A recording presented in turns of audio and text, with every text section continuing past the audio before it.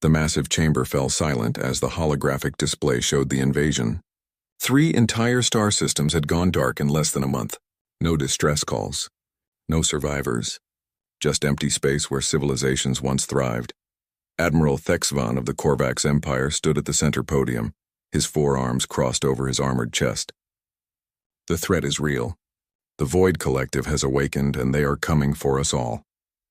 Around the circular chamber, representatives from dozens of species watched the display with growing fear. The Void Collective ships moved like a dark tide across the star map, each vessel a perfect geometric shape of black metal and cold intelligence. They were machines ancient and merciless, and they had been dormant for 10,000 years. The Korvax Empire pledges 300 battlecruisers, Thexvan announced, his voice echoing through the chamber. We will not let these machines destroy what we have built. The Thessian delegate rose next, her crystalline body reflecting the chamber lights. The Thessian Alliance commits 150 dreadnoughts and our entire defense fleet. We stand together. One by one, species after species stood to pledge their military might. The Zektar Confederacy offered 500 warships. The Plenari Collective sent 200 ships equipped with their best plasma weapons. The Ordani brought their carrier groups. Every major power in the galaxy was mobilizing for war. Ambassador Lisa Chen sat quietly in the human section, watching and listening. She was a small woman compared to most species in the chamber, wearing a simple gray suit. Her dark eyes tracked each speaker, noting the numbers, the ship types, the strategies being discussed. And what of humanity? Thexvan turned his gaze toward her. Your species joined the Galactic Council only 20 years ago. Surely you understand the gravity of this situation. Chen stood slowly, her movements calm and deliberate. Every eye in the chamber turned to watch her. The humans were still newcomers, still mysterious. They had arrived in the galaxy with impressive technology, but had remained mostly quiet, watching and learning. Humanity understands perfectly, Admiral, Chen said, her voice clear and steady. We know what it means when a machine intelligence decides to eliminate organic life. We've seen it before in our own history. Then how many ships will you send? Demanded a Zektar commander, his scales rattling with impatience. We need numbers. We need firepower, Chen smiled slightly. We will send the Indomitable. The chamber erupted in confused murmurs. Thexvan leaned forward. 1 ship? Did you say 1 ship? That is correct. The Indomitable will represent humanity's contribution to this defense. Outrage rippled through the assembled delegates. A Plenari commander stood, his tentacles waving in agitation. This is an insult. We are facing 2,000 enemy vessels and humanity sends 1 ship. Are your shipyards damaged? Asked another delegate. Do you lack resources? If you need assistance, Chen raised her hand, cutting through the noise. Our shipyards are fine. Our resources are sufficient. We are sending exactly what is needed. Thexvan's face darkened with anger. You expect 1 human ship to make a difference against the Void Collective? Do you not comprehend what we face? We comprehend perfectly, Chen replied. Better than you might think. Then explain yourself, Thexvan demanded. Why insult this council with such a pathetic contribution? Chen gathered her datapad and prepared to leave. The Indomitable will arrive at the designated defense point in 4 days. When she does, you will understand. Until then, I suggest you finish your preparations. Wait, called the Thessian delegate. At least tell us what kind of ship this is. A battlecruiser? A carrier? Chen paused at the exit. The Indomitable is unique. There is nothing else like her in the galaxy. She looked directly at Thexvan. Trust me, Admiral. When the battle comes, you will be grateful she is on our side. With that, Ambassador Chen left the chamber, leaving behind a room full of confused and angry alien commanders. In the days that followed, the galaxy mobilized for war. Fleets from a dozen species converged on the Kepler expanse, a strategic point along the Void Collective's projected path. Thousands of warships took up defensive positions, creating a wall of metal and firepower that stretched across light years. Supply ships ferried ammunition and fuel. Medical frigates prepared for casualties. Command carriers established communication networks. It was the largest military gathering the galaxy had seen in centuries, and through it all, the alien commanders wondered about the humans. What was this Indomitable? Why would they send only 1 ship? Was it arrogance, or did they simply not care about the rest of the galaxy? On the 4th day, Long-range sensors detected a massive energy signature approaching the Kepler expanse. Ships across the Allied fleet went to alert status, weapons charging, crews rushing to battle stations. "Is it the Void Collective?" demanded Thexvan from his command ship. "Negative, Admiral," replied his sensor officer. "The signature is different. It's a human vessel. Visual on screen." The display flickered to life, showing empty space. Then, reality tore open as a ship dropped out of faster-than-light travel. The Indomitable had arrived, and she was like nothing the galaxy had ever seen. Admiral Thexvan stared at the display screen, his four hands gripping the command rail so tightly it began to bend. Around him, his bridge crew had fallen silent, all eyes locked on the image before them. The Indomitable was enormous. At 12 kilometers long, she dwarfed every ship in the Allied fleet. She was bigger than the Korvax super-dreadnoughts, larger than the Thessian colony ships, more massive than anything Thexvan had seen in 40 years of military service. But that was not what troubled him. The ship's hull was smooth, almost elegant, with sweeping curves and minimal surface features. There were no obvious weapon ports, no missile tubes, no energy cannon arrays, no armor plating designed to deflect incoming fire. "What kind of warship is this?" whispered his tactical officer. "It is not a warship," Thexvan said slowly. "It looks like a mobile station, or perhaps a colony ship." Communications crackled to life. "Allied Fleet Command, this is Captain Sarah Okonkwo of the human vessel Indomitable. We have arrived and are ready to assist in the defense." The voice was calm, professional, and entirely too relaxed for someone about to face 2,000 enemy vessels. Thexvan activated his command channel. "Captain Okonkwo, this is Admiral Thexvan, Fleet Commander. I must ask directly, what type of ship is the Indomitable? Our sensors show no weapon systems." There was a pause. Then Okonkwo replied with what sounded like amusement. "Admiral, the Indomitable is exactly the type of ship we need for this engagement. You will see soon enough. Captain, I am looking at your vessel right now. It appears to be unarmed." "Appearances can be deceiving, Admiral." Other commanders on the fleet command channel began to chime in. A Zektar captain's voice was sharp with anger. "Is this a joke? Did humanity send a cargo ship to a battle?" "Perhaps it is a hospital ship," suggested a Plenary commander. "Though that makes little sense." A Thessian voice, cold and precise, cut through the chatter. "I am detecting unusual energy signatures from the human vessel. The power readings are extraordinary. Whatever that ship is, it has more power generation than my entire fleet combined." Thexvan felt a chill run down his spine. That much power, in a seemingly unarmed ship. What were the humans planning? "Captain Okonkwo," he said carefully, "perhaps you could explain your vessel's purpose." "We're a mobile research and development platform, Admiral. We study advanced physics and develop new technologies. You brought a research ship to a war? We brought the right tool for the job." Okonkwo's voice remained frustratingly calm. "Now, if you will excuse me, we need to take up our position." On the tactical display, the Indomitable began to move. She glided through space with surprising grace for such a massive vessel, heading directly toward the front of the Allied formation. "What is she doing?" demanded a Zektar commander.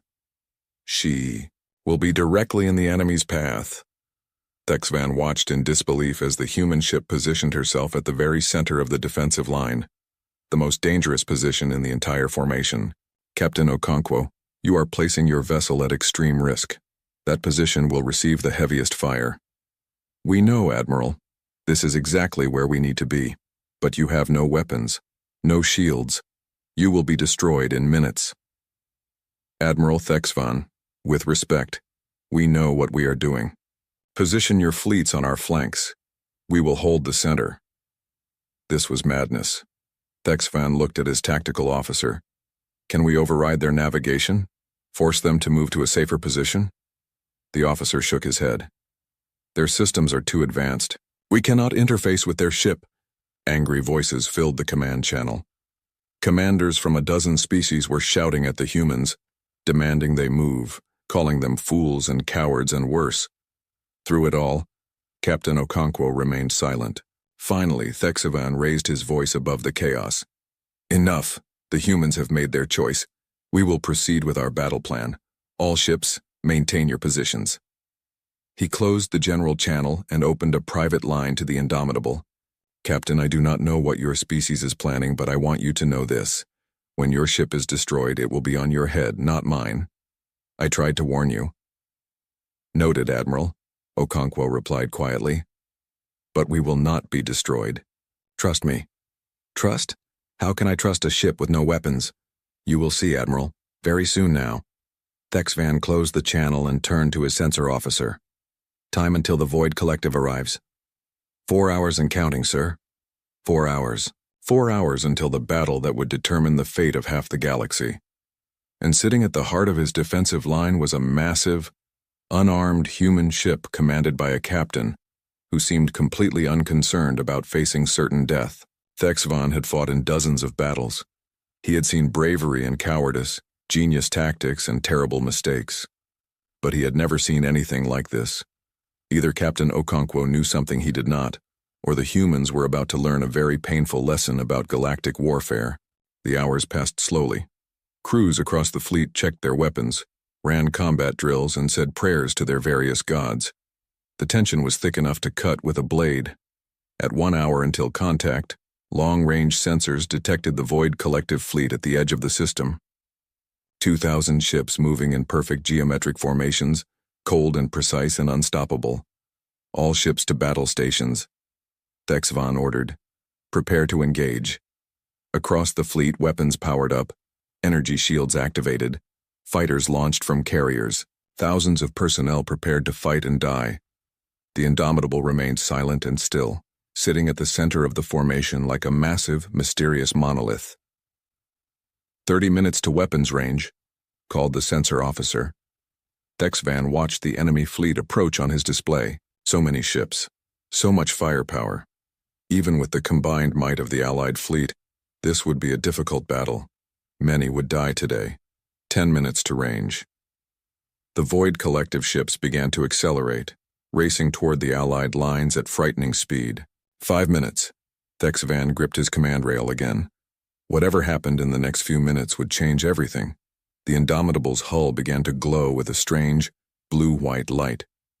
The first shots of the battle lit up space like a newborn star. Energy beams lanced across the void. Missiles streaked toward their targets, and the Allied fleet opened fire with everything they had. The Void Collective did not slow down. Their ships absorbed the incoming fire, shields flaring briefly before the weapons struck home against their dark hulls. Several enemy vessels exploded, torn apart by concentrated fire, but the rest kept coming. They are not even slowing, shouted a Zektar commander over the channel. Pour more fire into them! Thexivan watched his tactical display as both fleets engaged in full combat. His ships were holding the line, but barely. The Void Collective vessels were incredibly durable, and their return fire was precise and devastating. Already he had lost 12 ships, and through it all, the Indomitable did nothing. The massive human ship sat at the center of the battle, that strange blue-white light growing brighter across her hull, but she did not fire a single weapon. Enemy ships flew past her, targeting the Allied fleet on either side, and still the humans remained passive. What are they doing? Thexivan roared at his communications officer. Why are they not fighting? I do not know, sir. They are not responding to hails. On the display, the Void Collective began to recognize the Indomitable as a target. Dozens of enemy ships broke away from the main assault and turned toward the human vessel, weapons charging. They're going to destroy her, Thexivan muttered. Foolish humans. The enemy ships opened fire. Hundreds of energy beams and kinetic rounds converged on the Indomitable from all directions.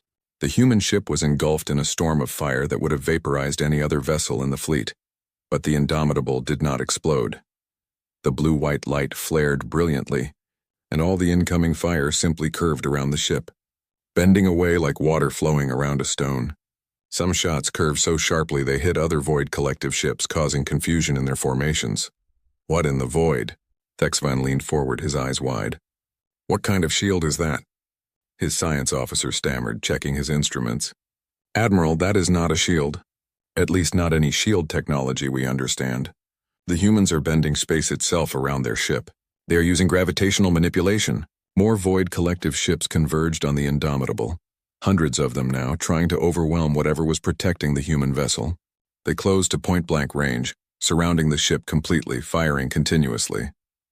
Then Captain Okonkwo's voice came over the fleet channel, calm and clear. "All Allied ships pull back 1,000 kilometers from our position immediately." "What?" "Why?" demanded Thexavan. "Just do it, Admiral. Trust me, you have 30 seconds. Something in her voice made Thexvan act without thinking. "All Korvax ships, emergency withdrawal. Move back 1,000 kilometers now." Other fleet commanders, hearing the urgency, gave similar orders. The Allied fleet pulled back, creating a sphere of empty space around the Indomitable and the hundreds of enemy ships now surrounding her. 20 seconds. Okonkwo counted down. 15. 10. The blue-white light on the Indomitable's hull suddenly changed. Segments of the smooth hull began to open, revealing the ship's interior. But these were not weapon ports in any traditional sense. They were spheres of absolute darkness, each one a perfect circle of black that seemed to drink in the light around it. 5 seconds. 3, 2, 1. Activating. The universe screamed. That was the only way Thexvan could describe it. His instruments went insane, alarms blaring across every system. Space itself was being torn apart. From each of the dark spheres on the Indomitable's hull, tendrils of distorted space-time emerged. They were not beams or projectiles. They were wounds in reality, gravitational whips that lashed out at the surrounding enemy ships. A Void Collective cruiser was caught by one of these whips. The ship crumpled like paper, its 1,000-meter hull compressed into a ball of crushed metal no larger than a fighter craft. Another enemy ship was stretched, pulled apart lengthwise until it snapped like a breaking bone. More weapons activated on the Indomitable. Directed gravity wells opened in the midst of enemy formations, creating intense gravitational fields that pulled dozens of ships together. They collided at incredible speeds, tearing each other apart, creating clouds of debris that were immediately sucked into the gravity wells and crushed out of existence. "By all the stars," whispered Thexvan. "They weaponized black holes." His science officer was frantically trying to understand what he was seeing. "Sir, those weapons are creating and controlling microsingularities. The power requirements alone should be impossible, and the precision needed to prevent them from consuming everything, including the Indomitable itself." Another weapon system activated. Beams of intense radiation lanced out from the human ship. But these were unlike any energy weapons the galaxy knew. They were Hawking radiation, the energy that escapes from black holes. When these beams touched enemy ships, the vessels simply ceased to exist. They did not explode. They did not burn. They disintegrated at the quantum level, their very atoms torn apart. The Void Collective tried to retreat, their perfect formations breaking down into chaos. But the Indomitable was not finished. A new weapon emerged from the ship's central hull, a sphere that glowed with power so intense it hurt to look at. It was a Penrose sphere, extracting energy directly from a contained black hole through rotational mechanics. When it fired, a column of pure energy erupted across space, sweeping through the enemy fleet like a scythe. Everything it touched was vaporized. Shields, armor, hull, nothing could withstand it. The beam carved through 200 enemy ships in less than 10 seconds. The battle was no longer a battle. It was a massacre. In 30 minutes, the Indomitable single-handedly destroyed over 1,400 Void Collective ships. The remaining enemy vessels, their cold machine intelligence recognizing certain defeat, attempted to flee. Some escaped. Most did not. When the gravitational weapons finally powered down and space returned to normal, the area around the Indomitable was filled with nothing but debris and fading energy signatures.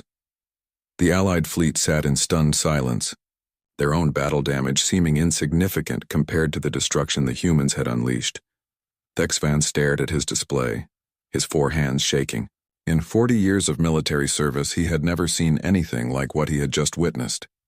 The humans had not just defeated the enemy. They had rewritten the rules of warfare. Captain Okonkwo's voice came over the channel, still calm, still professional. "Threat neutralized, Admiral. I believe we can stand down to alert status. The Void Collective will not trouble this sector again." Thexvan found his voice. "Captain Okonkwo, what is that ship?" "I told you, Admiral. The Indomitable is exactly what was needed." A pause. "Now do you understand why we only sent one?" 2 days after the battle, Admiral Thexvan stood in the docking bay of the Indomitable, and he felt very small. The interior of the human ship was nothing like he expected. Most warships were cramped, filled with weapon systems, ammunition storage, crew quarters packed together for efficiency. The Indomitable was different. The corridors were wide and clean with windows looking out into space. The walls displayed art and information screens. It felt more like a research university than a military vessel. Captain Sarah Okonkwo met him at the docking bay entrance, extending her hand in the human greeting gesture. Thexavan took it carefully with one of his 4 hands, mindful of how fragile humans appeared compared to his own armored form. "Welcome aboard, Admiral," Okonkwo said with a smile. "Thank you for accepting our invitation." Behind Thexvan, a dozen other Allied commanders filed into the bay, all of them invited for a tour and briefing. The Thessian delegate, 3 Zektar captains, a plenary admiral, all the leaders who had witnessed the impossible battle. "I must confess," Thexvan said as they walked, "I came aboard expecting to find a traditional military vessel. This is not what I imagined. The Indomitable serves multiple purposes," Okonkwo explained.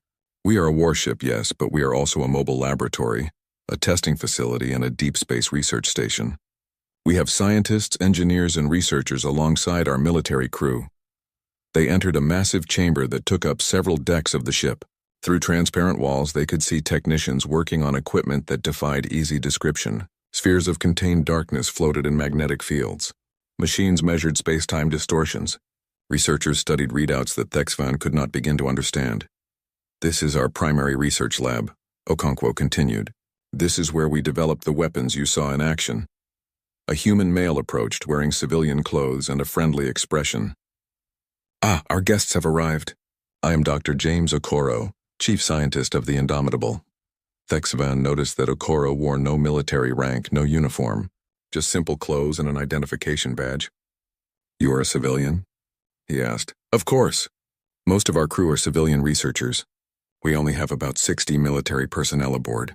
The rest are scientists and engineers." A Zektar captain spoke up, his scales rattling with confusion. "But your ship requires thousands to operate. How do you function with such a small crew?" "Automation," Okoro replied cheerfully. "Humans learned long ago that machines can handle routine tasks much better than we can.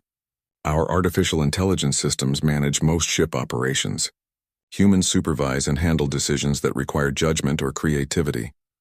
Okonkwo led them deeper into the ship, to an observation deck overlooking one of the weapon systems. A dormant micro-singularity sat contained in a complex web of energy fields and gravitational lenses.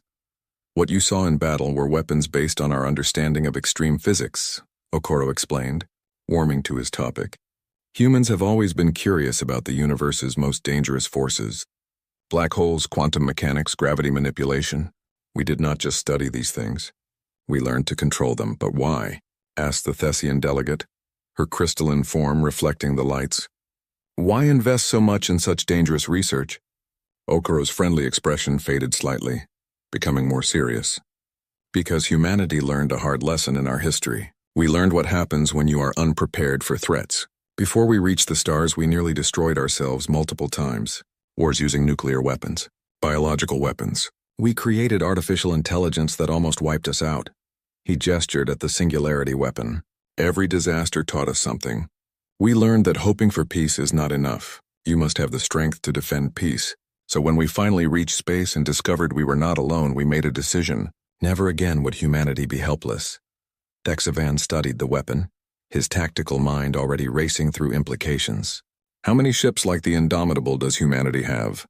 Okonkwo and Okoro exchanged a glance. "Currently?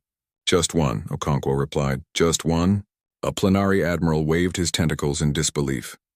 "But with such weapons, you could build a fleet that would dominate the entire galaxy." "We could," Okonkwo agreed. "But we choose not to." "Why?"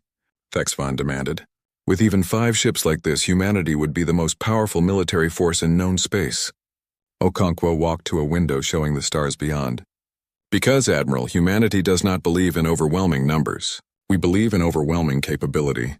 The Indomitable exists to protect, not to conquer. We built one ship that can turn the tide of battle. That means our resources, our people, our time.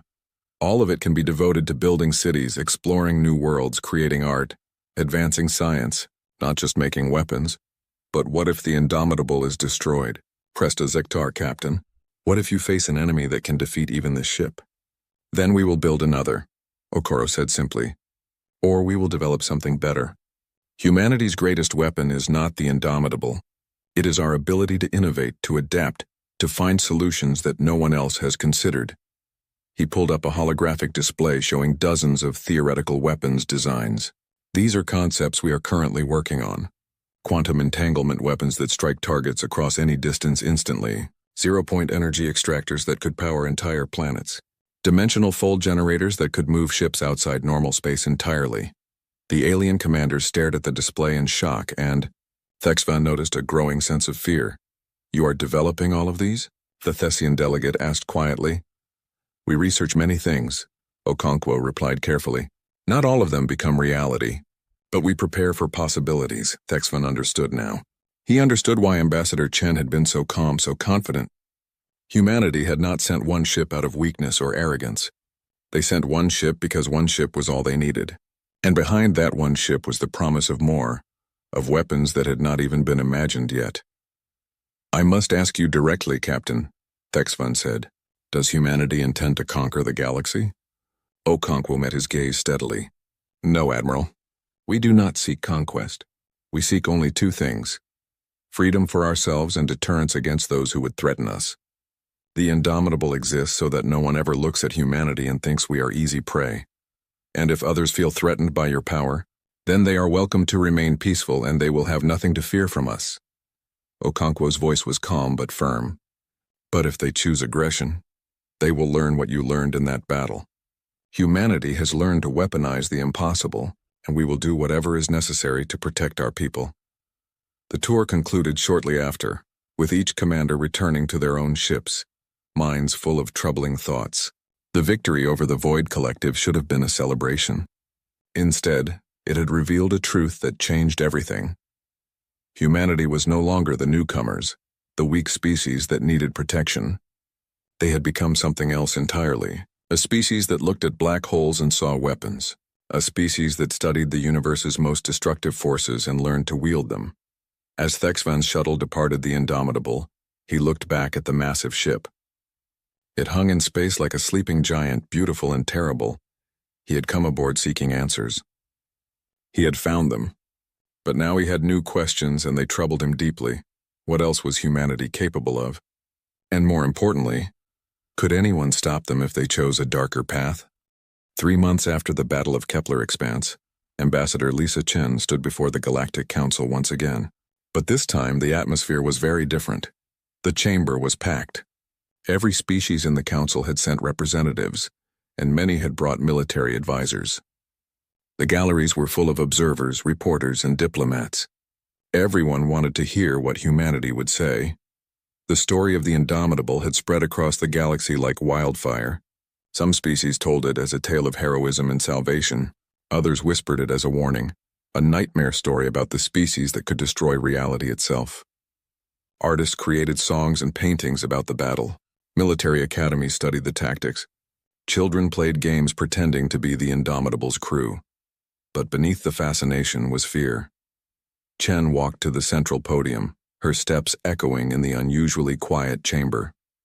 She carried no notes, no prepared speech. She had been speaking to worried delegations for weeks now, answering the same questions over and over. Today she would address them all at once. Members of the council, she began, her voice steady. I know why you asked me here today. You want to understand what humanity wants. You want to know if you should fear us. You want guarantees that we will not use our weapons against you. She paused, looking around the chamber at all the different faces, the various species that made up the galactic community. 3 months ago, many of you thought humanity was weak. You thought we were newcomers who did not understand how things worked. You thought sending one ship was foolish or insulting. She smiled slightly. Now you think we are too strong, too dangerous. The truth is somewhere in between. A Korvax senator stood. Ambassador Chen, with respect. Your ship destroyed over 1,400 vessels in 30 minutes. You demonstrated weapons technology that should not be possible. How can we not be concerned? You should be concerned. Chen replied bluntly, and the chamber stirred with worried murmurs. You should be concerned the same way we are concerned. Do you know why humanity developed these weapons?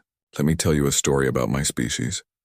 She activated a holographic display, showing images of Earth's history, wars, devastation, cities in ruins.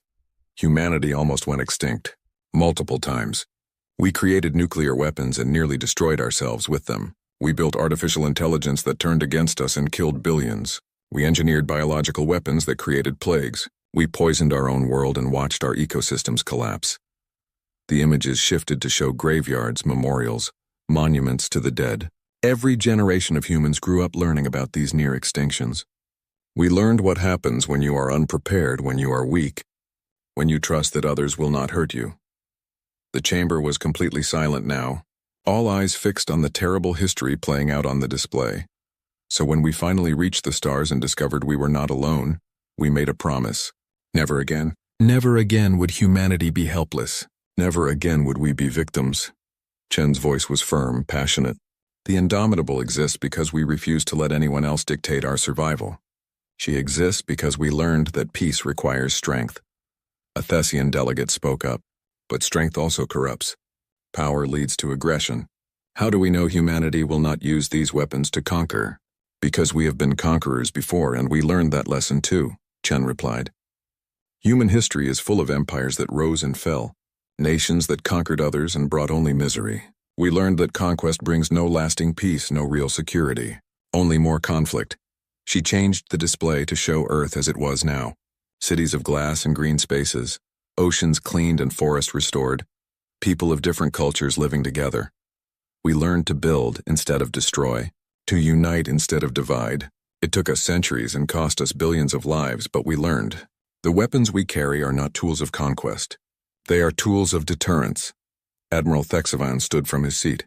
Ambassador, you say deterrence. But deterrence requires others to fear you.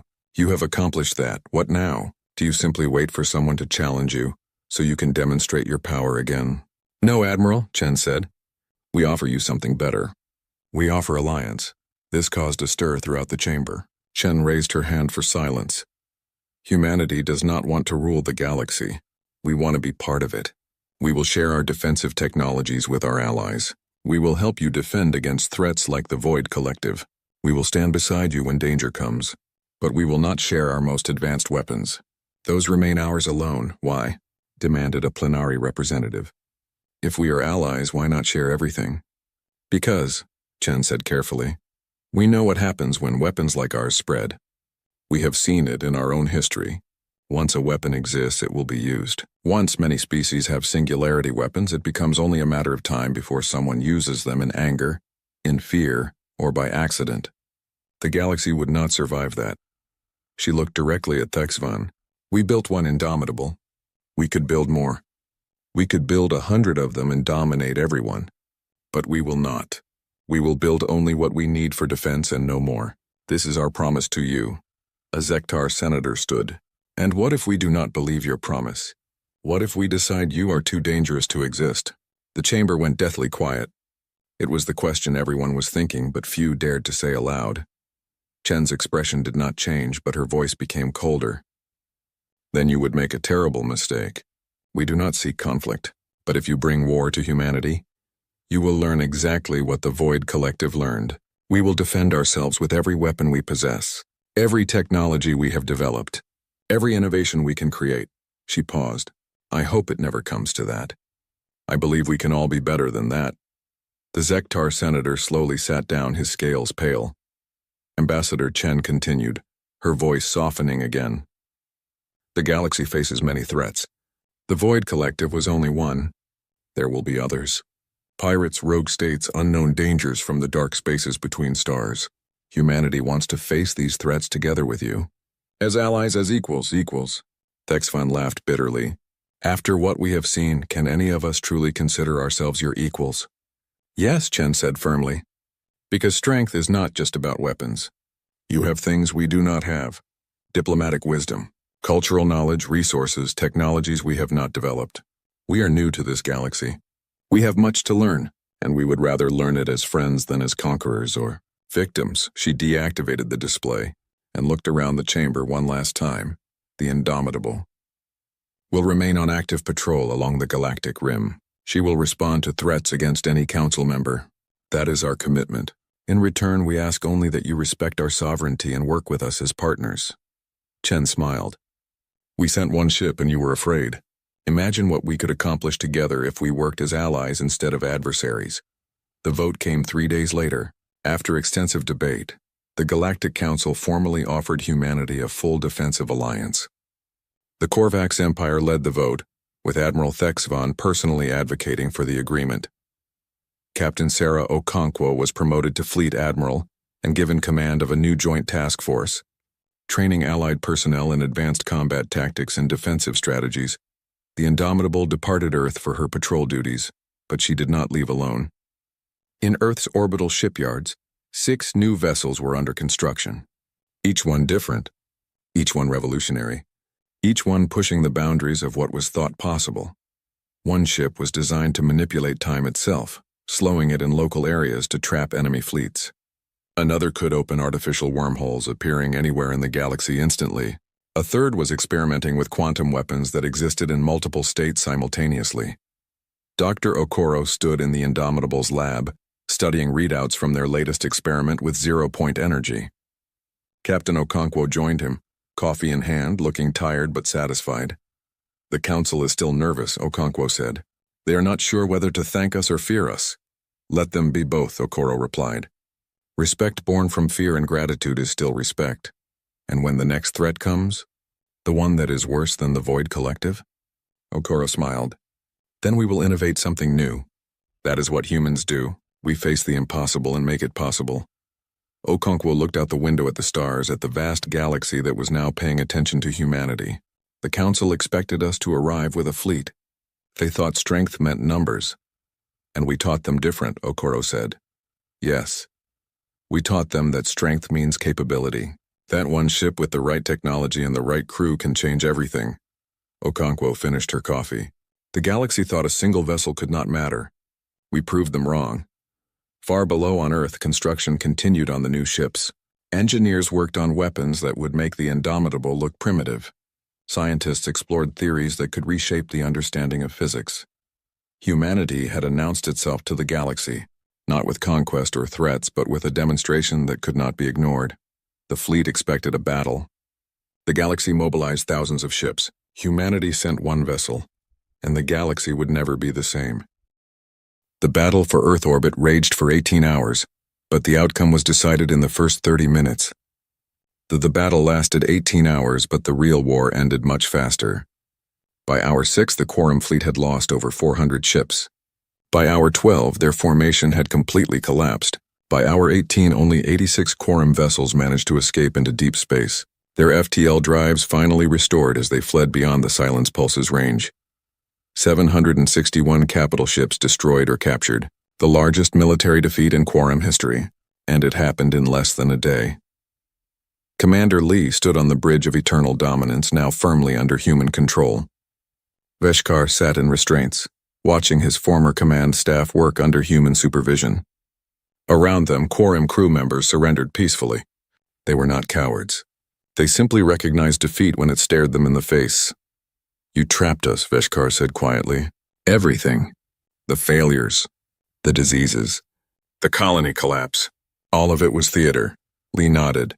"We knew you were watching. We gave you a show.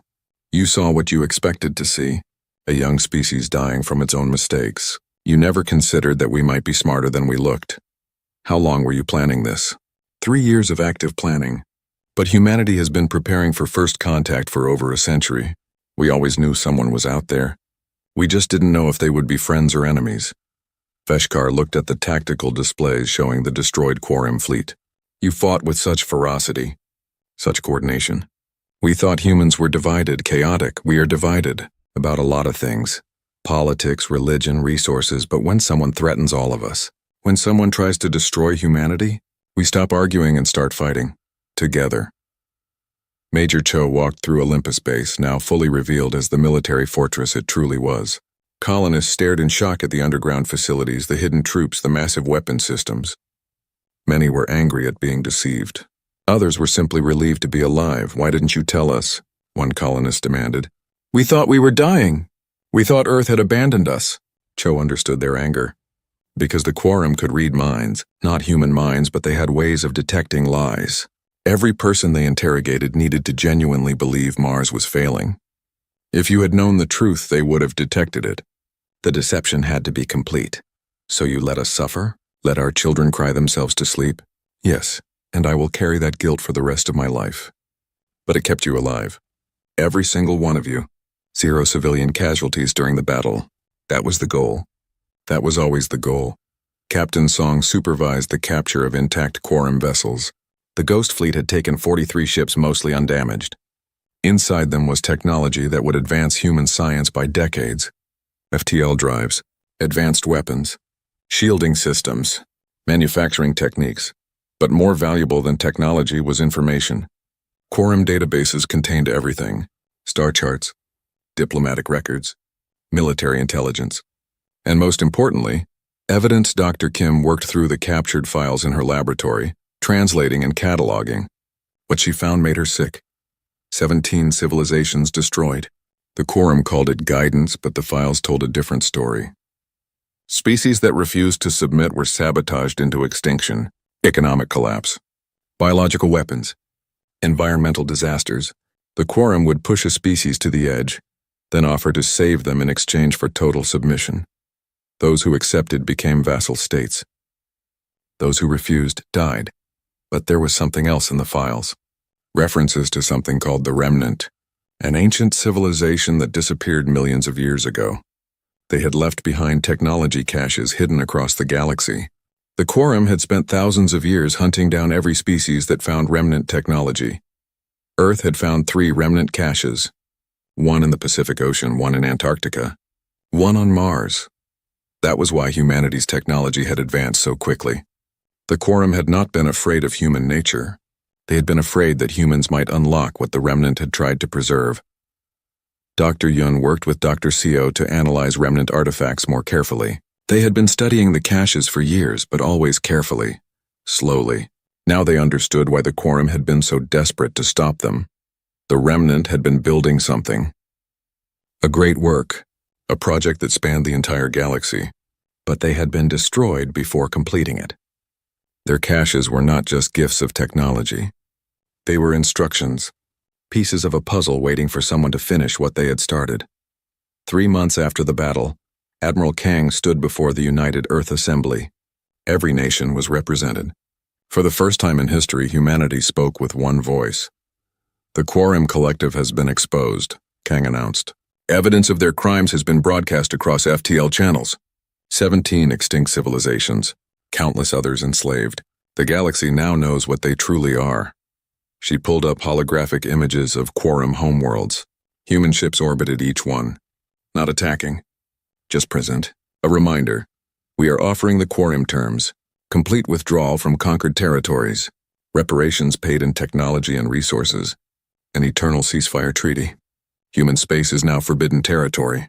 Any Quorum vessel that enters the Sol system will be destroyed without warning. General Park stepped forward. The Quorum Council has accepted our terms. They have no choice. Their military is crippled. Their reputation is destroyed. Other species they oppressed are rebelling.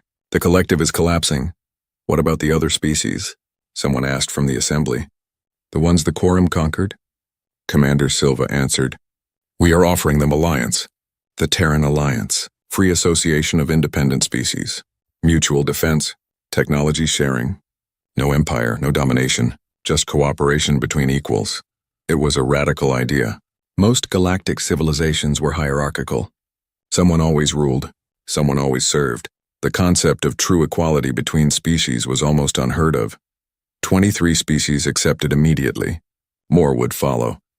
Captain Tay received a commendation for his early detection of Quorum sabotage. Admiral Kang personally gave him his medal. You were right, she said. About everything. I am sorry I could not tell you sooner. I understand now, Tay replied. The deception had to be complete. Even from our own people, especially from our own people. The Quorum were thorough. They could have captured any of us. Interrogated us. If too many humans knew the truth, the plan would have failed. Tay looked at the medal, then at Kang. What happens now? We won the battle, but there is a whole galaxy out there. Kang smiled.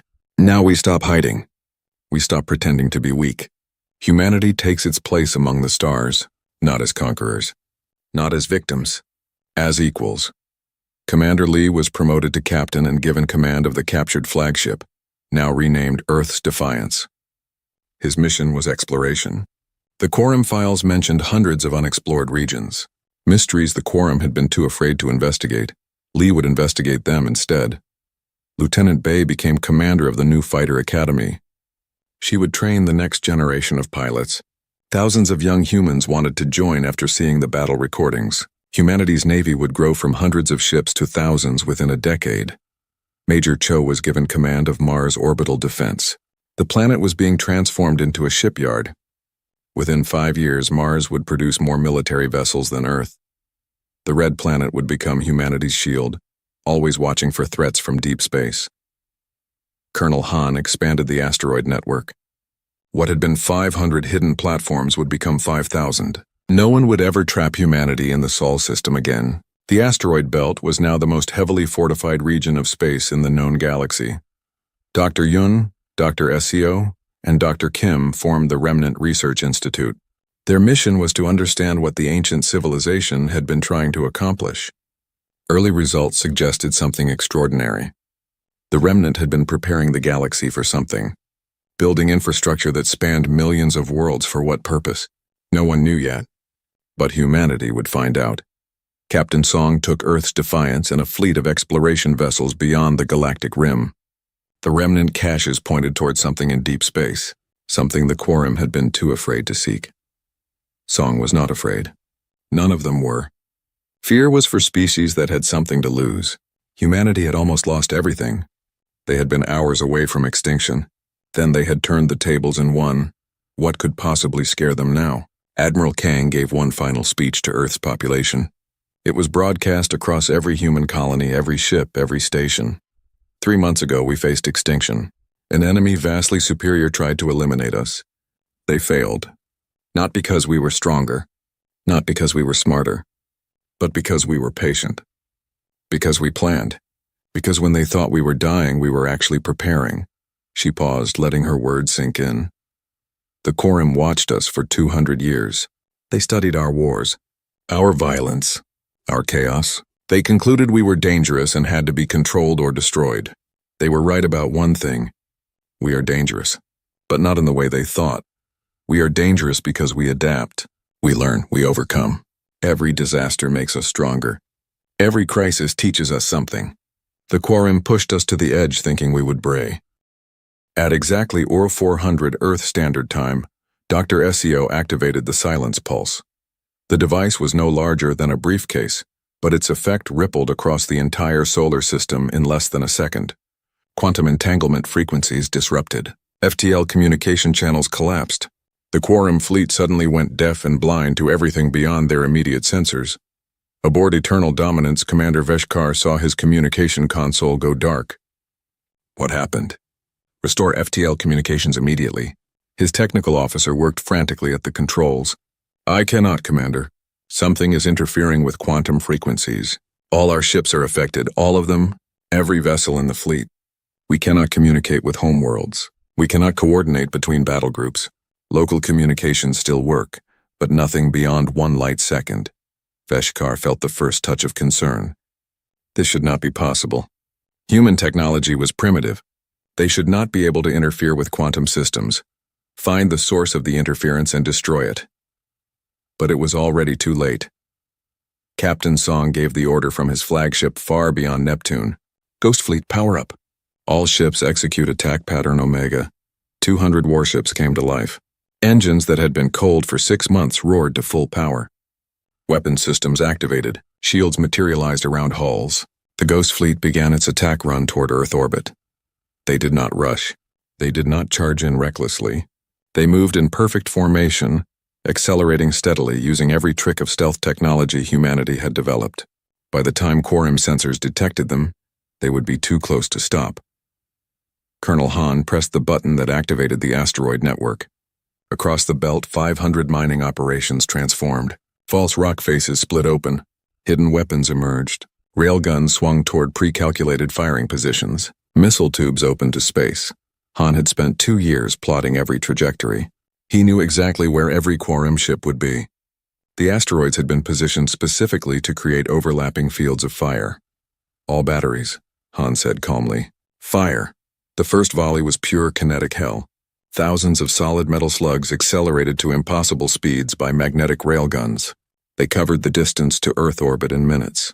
No warning, no time to dodge, just sudden, devastating impact. The first Quorum capital ship died before its crew knew they were under attack. A railgun slug punched through its hull at 3% of light speed. The kinetic energy vaporized everything inside. The ship came apart like a toy. Then the missiles arrived. Not advanced weapons, not fusion warheads or antimatter bombs, just thousands of simple nuclear missiles, the kind humanity had been building for over a century. They swarmed toward the Quorum fleet like angry hornets. Quorum point defense systems activated, shooting down missiles by the hundreds. But there were too many. Far too many. Some got through. Nuclear fire bloomed in Earth orbit as human warheads detonated against alien shields. Beskar watched his tactical display in disbelief. Where did these weapons come from? The asteroids. They were hiding weapons in the mining operations. A railgun slug hit Eternal Dominance. The ship's shields held, but barely. Warning alarms screamed throughout the vessel. Return fire, Beskar ordered. Target those asteroid installations. But before his weapons could acquire targets, a new threat emerged. Lieutenant Bay felt her submarine shake as the launch sequence initiated. Magnetic fields grabbed her fighter and pulled it upward through the launch tube. Water rushed past. Pressure mounted. Then suddenly she was free, breaking through ocean surface, atmosphere, and gravity in one continuous acceleration.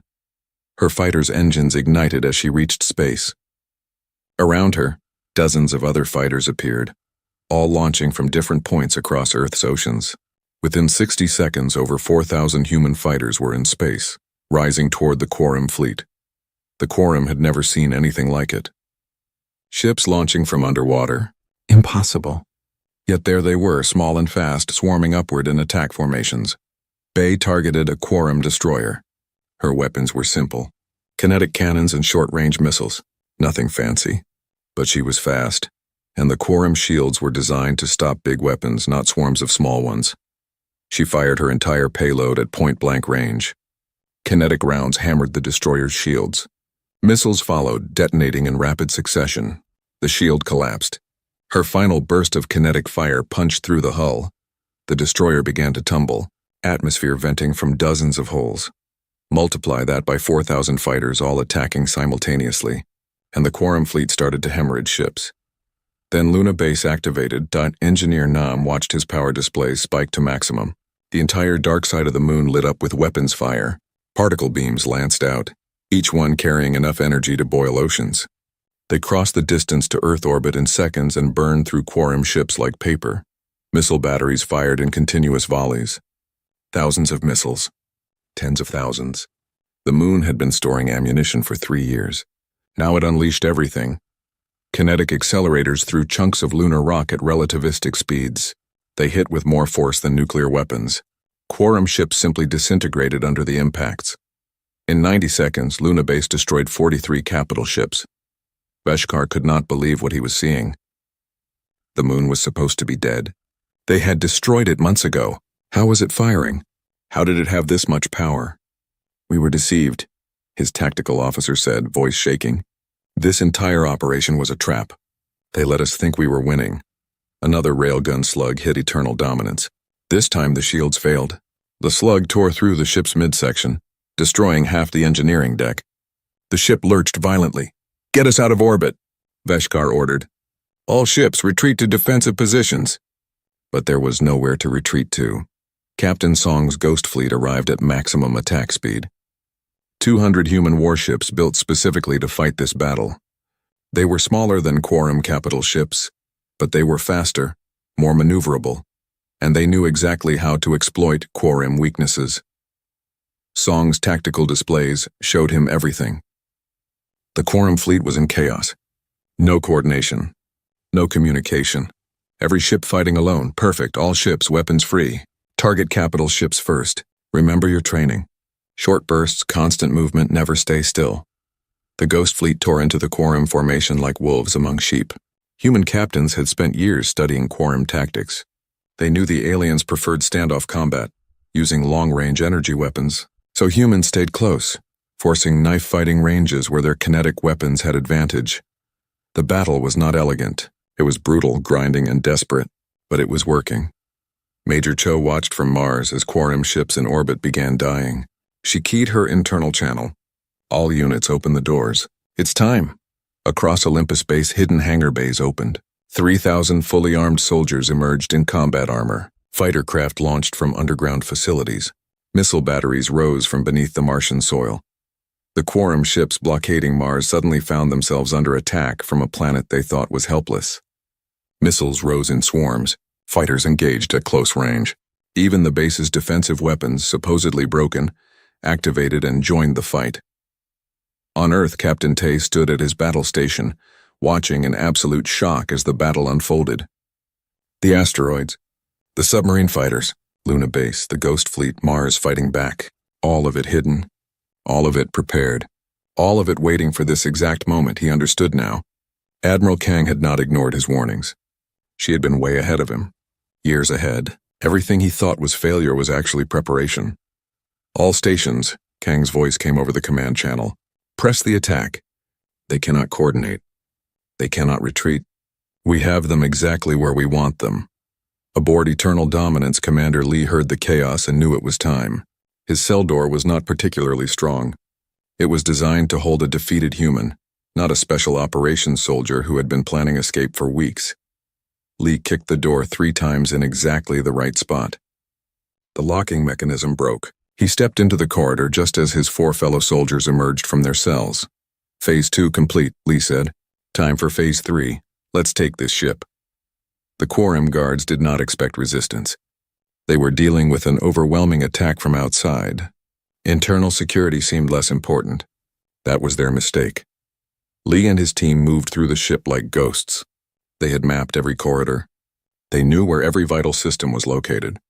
5 humans against thousands of aliens should have been suicide. But the humans had studied Quorum tactics for 3 years. They knew how the aliens fought. They knew their reaction times. They knew their weaknesses. More importantly, the Quorum had never fought humans in close combat. They did not know what humans were capable of when cornered and desperate. Lee's team reached the bridge in 12 minutes. They killed 18 guards on the way, losing none of their own. When they burst onto the bridge, Veshkar turned in shock. How did you escape? This is impossible. Lee raised his weapon. You should have studied us better. You watched us for 200 years, but you never understood us. Humans don't give up. We don't surrender. And we definitely don't forget. The Quorum celebrated aboard their command carriers. They had won without firing a shot. Earth's governments were in chaos. Mars was begging for mercy. The human military seemed paralyzed with fear. Everything was proceeding exactly as it had with the 17 civilizations before. Commander Veshkar stood on the bridge of the flagship Eternal Dominance, watching Earth rotate below. The planet was beautiful, blue and green and white, full of life, full of potential, but potential was dangerous. Better to guide it, control it, or if necessary, eliminate it. Status of human compliance. Veshkar asked his tactical officer. They are arguing among themselves. Some want to surrender, others want to fight, but their weapons are primitive. Their ships are slow. They pose no threat. Veshkar felt satisfaction. This was always the pattern.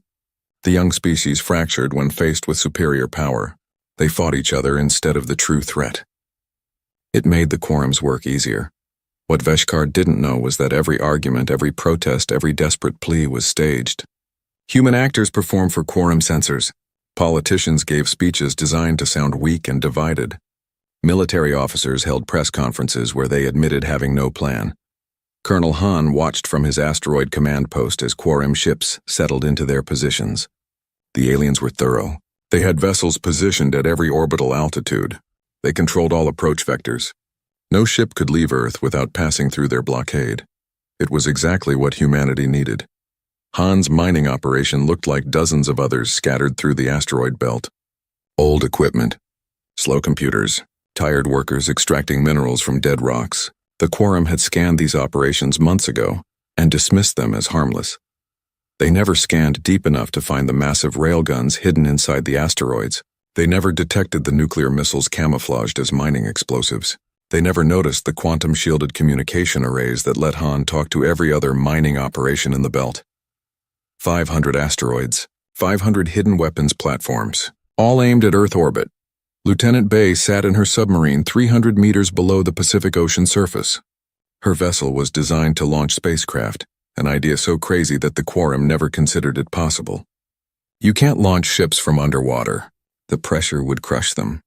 The water would interfere with engines, unless you understood physics better than the enemy expected. Dr. Co had spent 15 years developing the launch technology. Magnetic acceleration combined with gravity manipulation taken from captured Quorum probes.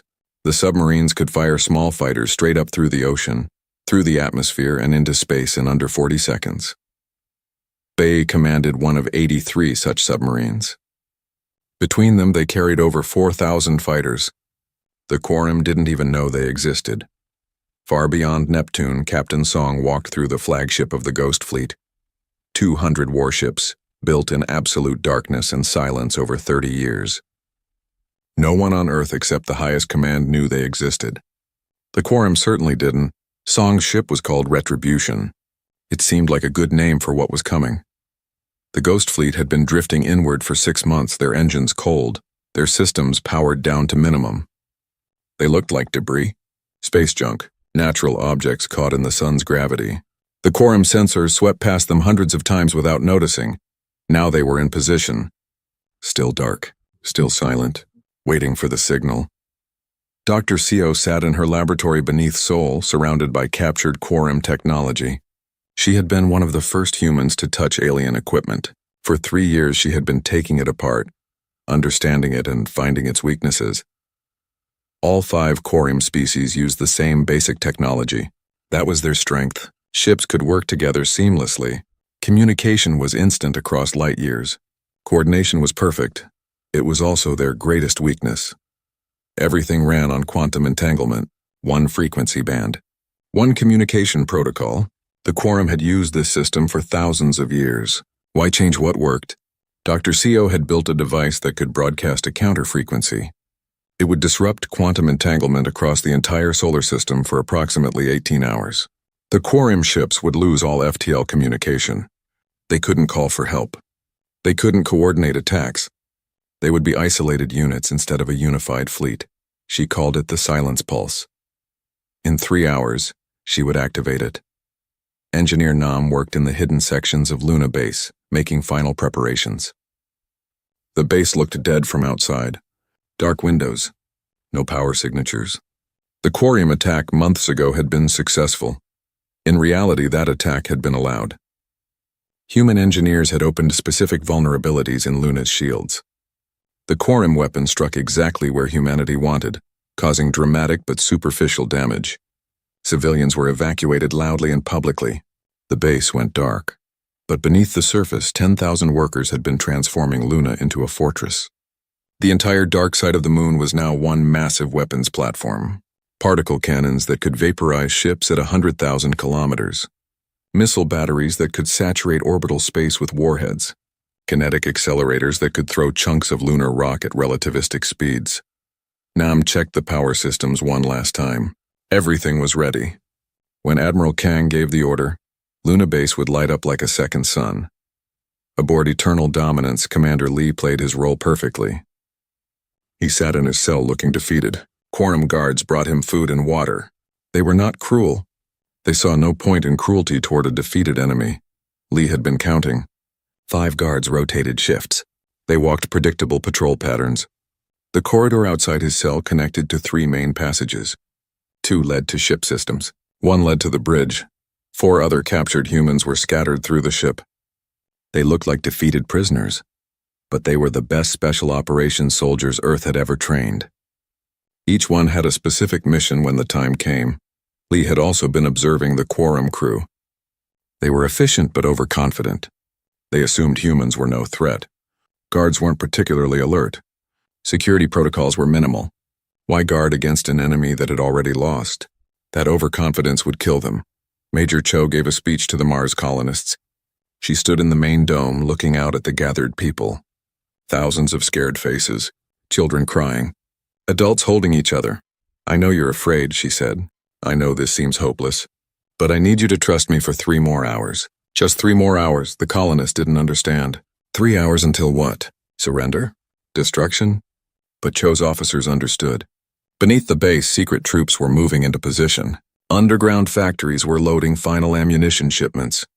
Hidden hangar bays were preparing to open. Mars was about to stop pretending. Admiral Kang stood in the Antarctic Command Center, watching the final countdown. 2 hours and 47 minutes until the ambush began. She felt calm. 3 years of planning were about to pay off. "All units report ready," General Park said. "Ghost Fleet confirms position," added Commander Silva. "Asteroid batteries armed and targeted," Colonel Han reported. "Submarine fighters ready for launch." Lieutenant Bay confirmed. "Luna base charged to full power," Engineer Nam stated. "Silence pulse standing by," Dr. Seo announced. Kang looked at the holographic display. The Quorum fleet surrounded Earth like a cage. 847 capital ships. They thought they were unbeatable. They thought humanity was finished, Captain Tay, Kang said into her private channel. The captain appeared on her screen, still believing Earth was dying, still frustrated that no one listened to his warnings. "Yes, Admiral, you were right. Someone was sabotaging us. I'm sorry I didn't tell you before. I'm telling you now because in 3 hours you're going to see something impossible. When you do, I need you to trust that everything that happened was necessary." Tay looked confused. "Admiral, I don't understand. You will." "I promise. Now get to your battle station. We're about to go to war." Kang ended the call before Tay could respond. She turned to her command staff. "Gentlemen, ladies, we've been preparing for this moment for 3 years. 17 civilizations before us died because they fought the Quorum the traditional way. We're not going to do that. We're going to show them what happens when you underestimate humanity." She pulled up the battle plan one final time. Every element was in place. Every unit ready. The Quorum had no idea what was about to happen. "All units, this is Admiral Kang. In 2 hours and 30 minutes, we stop pretending. We stop looking weak. We stop acting scared. In 2 hours and 30 minutes, humanity shows the galaxy who we really are. Across the solar system, from the asteroid belt to beyond Neptune, from beneath Earth's oceans to the surface of Mars, thousands of soldiers heard her words. They checked their weapons. They said quiet prayers. They thought about everyone counting on them. The trap was set. The enemy was in position. All that remained was springing it. Commander Veshkar looked at Earth one last time before the deadline. Beautiful planet. Shame it produced such a dangerous species. But the galaxy would be safer with humanity contained. He had no idea that in a few hours his entire fleet would be fighting for survival. The countdown continued. Humanity held its breath. Commander Lee checked his instruments one last time before launching. The supply run to Mars was supposed to be routine. Food, medicine, replacement parts for the struggling colony. His crew of 23 was tired but ready. The ship, Indomitable Spirit, had made this journey 40 times before. But Lee knew this trip would be different. 3 weeks ago, Admiral Kang had called him to a private meeting. She told him things that seemed impossible. Aliens, sabotage, a coming war. She gave him orders that terrified him. "You're going to be captured," she had said, "and you're going to let them take you." Now, as Earth fell away behind him, Lee wondered if he would survive what came next. Major Cho stood in the Mars Command Center, watching supply ship trajectories. Olympus Base was struggling, or at least it appeared to be. Half the hydroponic gardens had failed last month. The backup water filtration system was running on emergency power. Food was rationed. People were scared. None of it was real. Cho walked through the damaged sections every day. She saw the fear in colonists' faces. They believed they were dying. They had to believe it. Anyone the Quorum captured and interrogated needed to give the same story. Mars was failing. Earth couldn't help. Humanity was finished. Only Cho and 14 other officers knew the truth. Beneath Olympus Base, hidden behind false walls and fake equipment failures, was a military installation that could rival anything on Earth. 3,000 soldiers waited in secret quarters, weapons filled hidden armories. The failed gardens were covers for underground manufacturing facilities producing ammunition and armor. Mars wasn't dying. Mars was a loaded gun aimed at whoever came close enough. Lee's ship reached the halfway point when his sensors started screaming. Multiple contacts. Big ones, moving fast. He activated the emergency channel. This is Indomitable Spirit. I have unknown vessels approaching. They're not broadcasting identification. The response from Earth came immediately. Spirit, can you evade? Negative. They're too fast. They're surrounding us. Lee's hands moved across the controls, but he wasn't trying to escape. He was positioning his ship exactly where it needed to be. His crew didn't know. They thought this was a real attack. Their fear would sell the deception. The alien ships were beautiful and terrible. Smooth surfaces that seemed to flow like liquid metal. Energy signatures that made human technology look like stone tools. They were massive, each one 3 times larger than Spirit. Lee's communication system activated without his input. A voice spoke. The words were translated by technology humanity didn't possess. Human vessel. You will cease all movement. You will prepare for boarding. Lee looked at his crew. Do exactly what they say. When the Quorum soldiers entered Spirit, Lee memorized everything. Their armor, their weapons, the way they moved, the language they spoke to each other. Every detail would matter later. The Quorum commander was tall, with skin that shimmered purple and gold. 4 arms, each ending in 3 delicate fingers. Eyes that saw into spectrums humans couldn't detect. You are Commander Lee, the alien said. We know your rank. We know your mission. Your species is dying, human. This supply run is pointless. Mars will fall. Earth will fall. It is inevitable. Lee made himself look defeated, scared. Why are you doing this? Because you would have become dangerous. We have watched you for 2 centuries. Your growth, your violence, your ambition. We end such threats before they mature. We never did anything to you.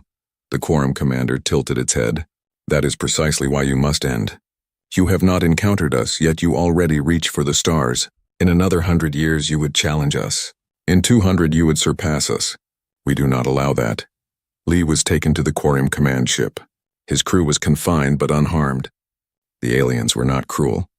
They were simply efficient. Humanity was a problem to be solved, nothing more. What the Quorum didn't see was the small device Lee had activated before they boarded. It transmitted on frequencies the aliens couldn't detect. Every word the commander spoke was recorded. Every moment was transmitted back to Earth through quantum channels Dr. Yun had designed specifically for this moment. Back on Earth, Admiral Kang listened to the transmission with her command staff. They're overconfident. Perfect. On Mars, Major Cho watched her sensors as Quorum ships appeared in the sky. Dozens of them. They didn't attack immediately. They established orbit, positioning themselves around the planet like a cage. A message came from the alien fleet. It was broadcast on every human frequency, audio and video, impossible to miss. The Quorum diplomat appeared on screens across Mars and Earth. Its voice was calm, almost gentle. Humans of Earth and Mars, your species has been selected for guidance. Your expansion has been chaotic and dangerous. Your wars have been brutal. Your technology has been reckless. We are the Quorum Collective. We have guided 143 civilizations to stability and peace. We will guide you as well.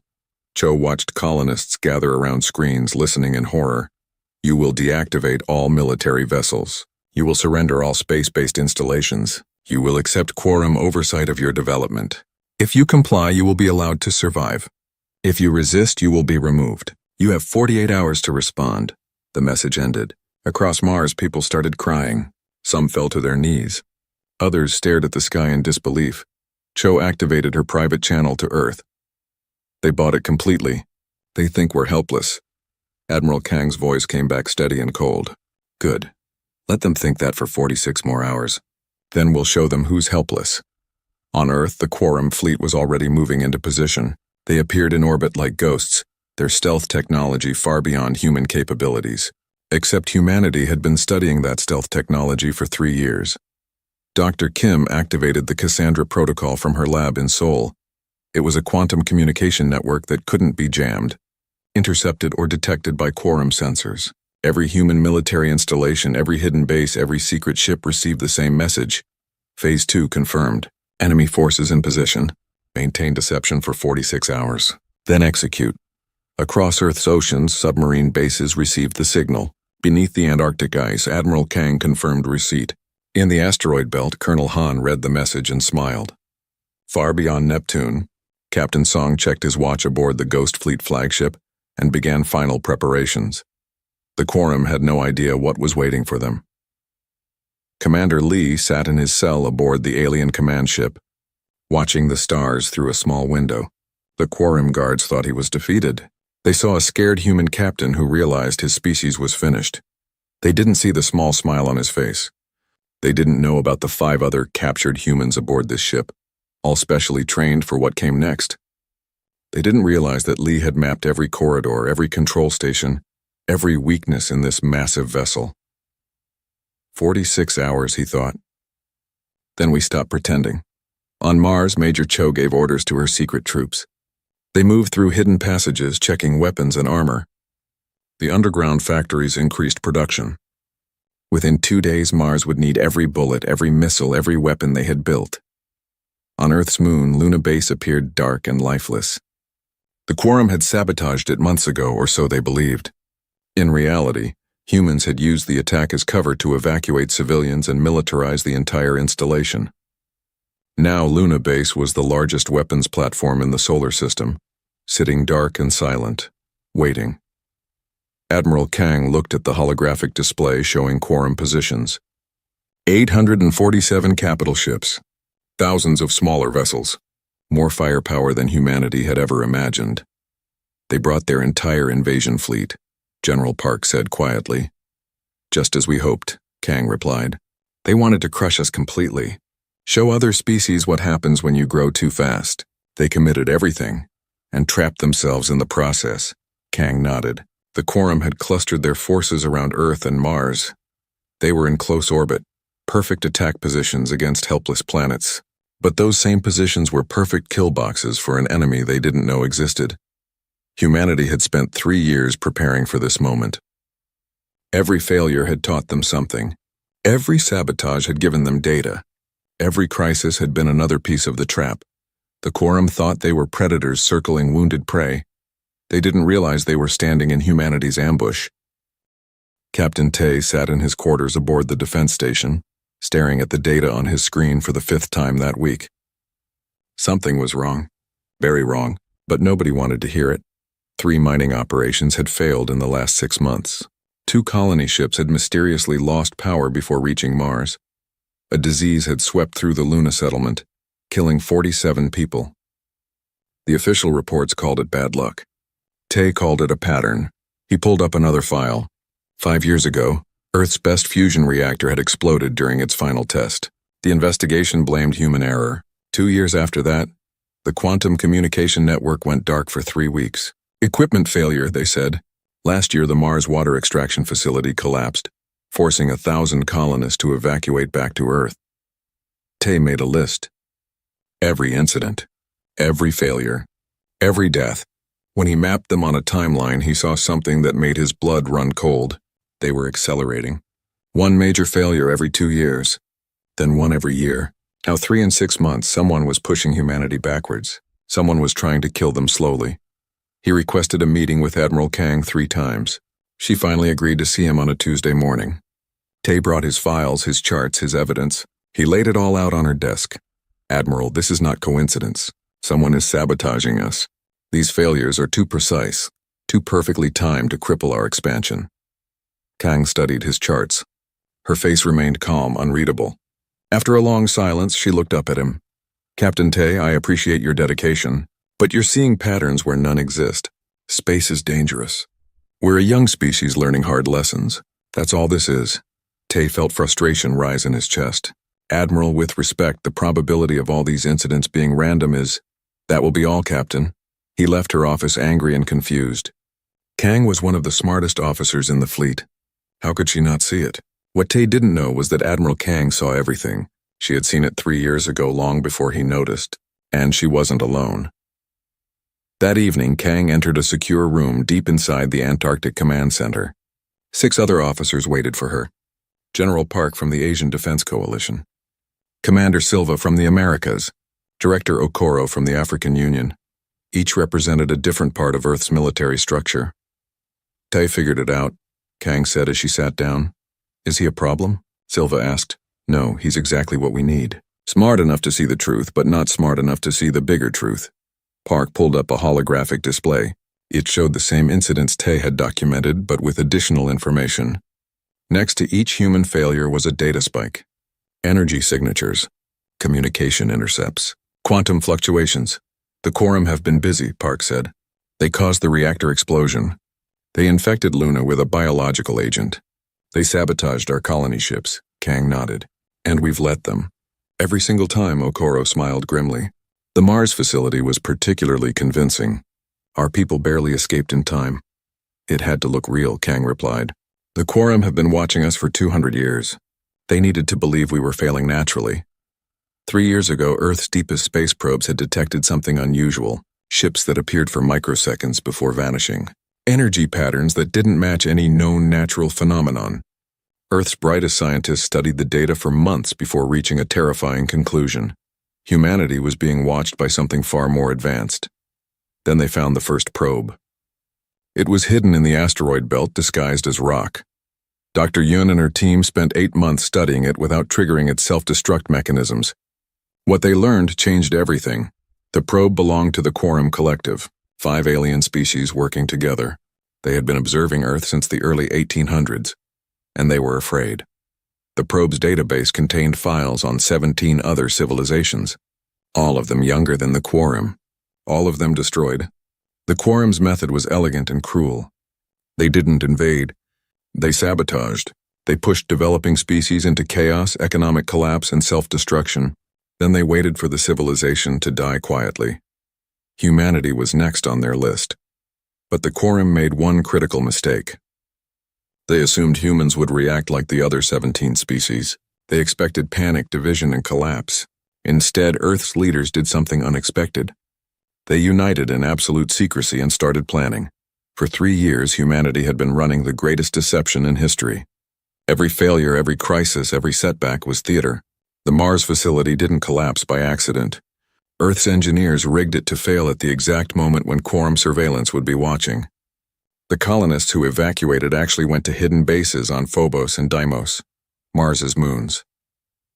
The disease on Luna wasn't disease. It was makeup and acting.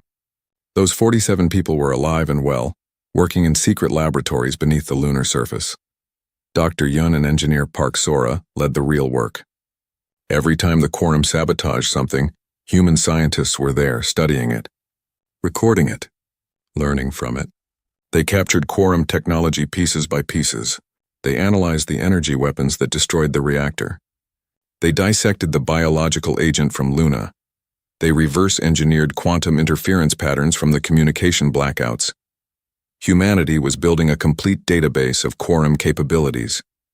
Their weapons, their tactics, their technology, and most importantly, their weaknesses. Kang pulled up another display in the command room. Park Sora's team finished the analysis yesterday. We now have full specifications on Quorum ship construction. Dr. Yun confirmed their FTL systems use quantum entanglement on a single frequency band. One frequency, Silva said softly. One vulnerability. Exactly. We can shut down their entire communications network with one pulse. Park leaned forward. The question is timing. When do we spring the trap? When they commit fully, Kang replied. Right now they think we're dying slowly. They're patient, but our projections show they'll lose patience within the year. When they see Earth truly failing, they'll move in for the final strike. Okoro nodded. And that's when we'll have them exactly where we want them. The officers reviewed their preparations. The Ghost Fleet was 90% complete. 200 warships built in the darkness beyond Neptune, invisible to Quorum sensors. The asteroid defense network was operational, disguised as mining operations across the belt. Luna Base was fortified beyond anything the Quorum could imagine. Earth wasn't dying. Earth was preparing for war. Captain Tay would understand eventually. But for now, his frustration served a purpose. If he believed Earth was failing, the Quorum would believe it too. Humanity needed to appear weak, divided, and desperate. The trap was set. All that remained was waiting for the predators to step inside. Admiral Kang looked at her fellow officers. Let them think they're winning. Let them think we're too stupid to see what they're doing. When they finally reveal themselves, we'll show them what humanity really is. Outside the window, Earth rotated peacefully in space. It looked vulnerable, alone. Perfect prey for an advanced alien civilization. That was exactly what humanity wanted them to think.